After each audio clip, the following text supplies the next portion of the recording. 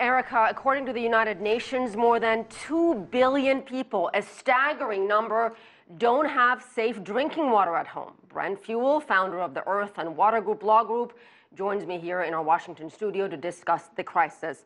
Brent, something as simple as this bottle of water, and so many people don't have it. And we recently reported in a major water crisis in Cape Town and in Sao Paulo.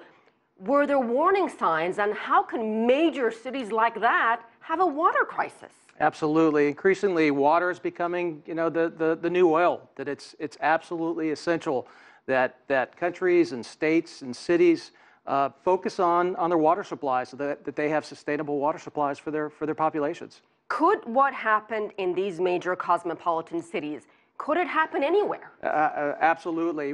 Here in the U.S., it's less about water availability than water quality. And increasingly, we're seeing here in the U.S. and elsewhere where there is a lack of investment in protection of the resource in order to manage these resources for drinking water. So what do you mean by that? Explain what you mean by Well, so here in the U.S., we have many water systems. Every community has a water system, wastewater and drinking water, and those are usually supported at the local level financially.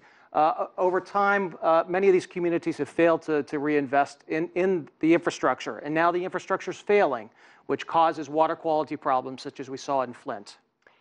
That was a complete disaster, what we saw Absolutely. in Flint. Okay, so how much is climate change a factor? You've got flooding, you've got major storms, you've got drought. How much does that play into all this? Well, absolutely. Well, increasingly regions across the world are dealing with different climate patterns.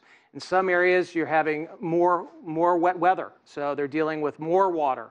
In other areas, you're dealing with great drought. Here in the U.S. and the arid Southwest, we are dealing with great droughts where communities are struggling to figure out how to maintain sustainable water resources. So some people might find this surprising that considering 71% of the Earth's surface is covered underwater, has water, we have these tremendous colossal shortages. We absolutely do, and here in the U.S., unfortunately, water is too cheap. We have taken water for granted, and there has been a lack of investment in our water resources, and that's got to change. And one of UN's Sustainable Development Goals is ensuring everyone has access to safe drinking water by 2030. Is that a lofty goal? How realistic is that? It absolutely is. It's a lofty, it's an ambitious goal, and it's one that we need to meet. 2.1 billion around the world do not have access to clean water. Increasingly, technology is helping to make water greater availability, but I also think simply a greater awareness by the American public and the world, and even corporations who are seeking to address those deficits. UN says nature-based solutions have the potential to solve many of our water challenges. What does that mean, Brent? Nature-based solutions? Yeah. Here in the U.S., we like to refer to those as green infrastructure.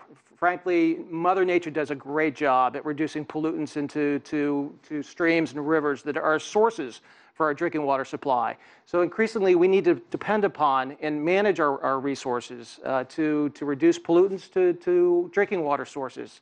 And also reduce the amount of water that's going into our wastewater systems and discharging raw sewage into our streams. Oh, and as a consumer, what is our responsibility? What kind of difference can we make? Because, we take long showers, we drink water, we get bottled water, tap water. It's absolutely true. We depend, we take it for granted when we flush the toilet and turn on the tap. We have to flush the toilet. We absolutely have to, but we also need to understand the impacts of, where that goes, if you will, and what happens to that, and the cost associated with treating drinking water and treating wastewater. So, and if we don't wake up and start understanding these concerns and issues, I think things are only going to get worse. All right, we'll leave it there. Brent Fewell, thank you so you. much.